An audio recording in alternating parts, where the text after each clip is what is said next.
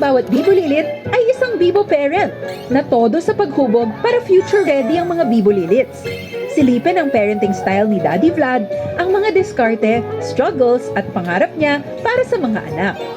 Plus tips at kwentong pasok sa bawat magulang na gustong magpalaki ng batang Bibo today, ready for tomorrow. Hello everyone, I'm Vladimir Magallanes, also known as Daddy Diaries PH po. Apat po kami sa family, no? Mrs. ko, tsaka yung dalawang daughters ko, si Akasha and si Olivia. Si Akasha naman po, ang hilig niya talaga, math.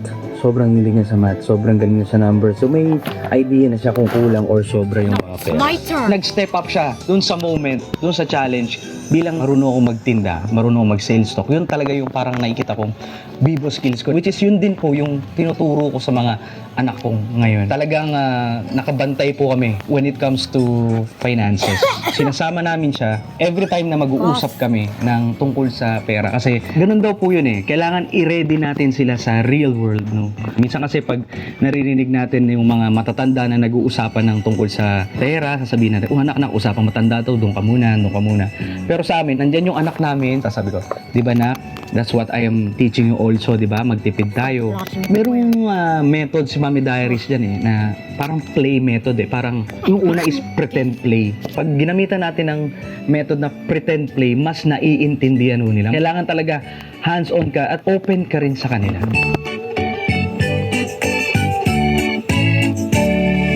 Pero si Olivia talaga, 2 years ago, yan, nak, bili ka nga ng sabon, o tatakbo siya doon. Sinisilip lang namin siya. Tinitingnan namin kung tama yung sukli, tama yung ganito.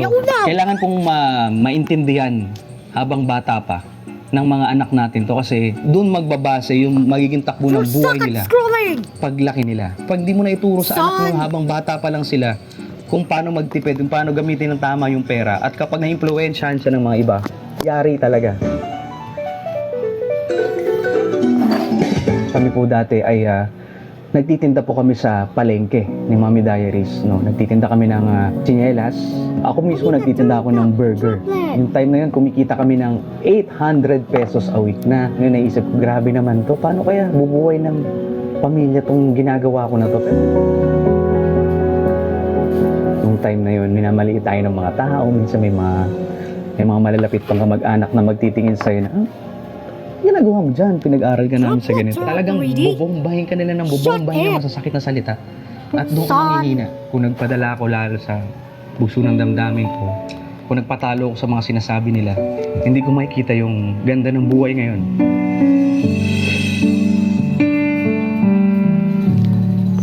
Kinukwento ko yung experiences ko rin para maintindihan din nila na, ganito pala yung ginawa ni Daddy dati na kung paano sila gumawa ng hanap buhay. So tinuturo ko yun, kinukwento ko sa anak ko kung paano kami dati. So pag uwi ko ng bahay, minsan iisip ka pa ng content. Tapos yung dalawa mong anak, sobrang lambing, wala nang tatalo doon. Wala na pong tatalo na, Dada, I love you, lalo si Akasha. Yun ang isa sa mga fulfilling. At isa pa yung values. No, yung values na alam nila kung paano gamitin yung time, kung paano mag-spend ng time sa family, na hindi babad sa gadget, na maging masunurin sa magulang, na maging alam kung paano magtipid ng pera. Doon pa lang, sobrang fulfilling yun. Na makita mo yung tinuro mo, talagang namumunga pa unti-unti.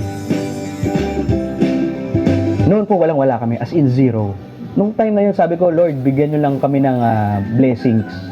One day, magiging blessing din kami sa iba.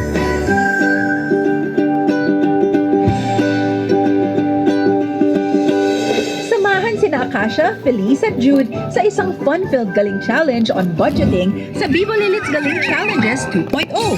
Bibo today, ready tomorrow!